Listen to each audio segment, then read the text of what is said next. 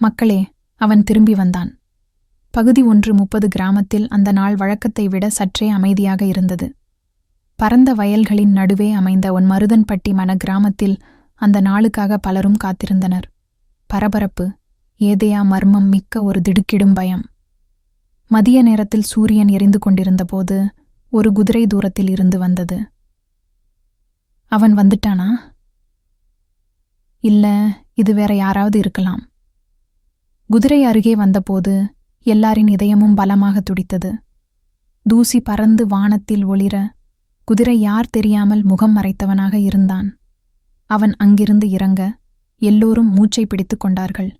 அவன் முகத்தை மெதுவாக திறந்து காட்டினான். மக்களே, அவன் திரும்பி வந்துட்டான். ஒரு கணத்திற்கு எல்லோரும் உறைந்து போனார்கள். அவன் ஜீவன், 6 வருடங்களுக்கு முன்பு மரணித்ததாக கருதப்பட்டவன். இவன் உயிரோடா? எப்படி இது சாத்தியமாகிறது? கிராமத்தின் மூத்தவர் தாத்தா பார்த்து, இது நம்ம ஜீவனா? இல்லை, இது வேற யாராவது என்று திகைத்தார்.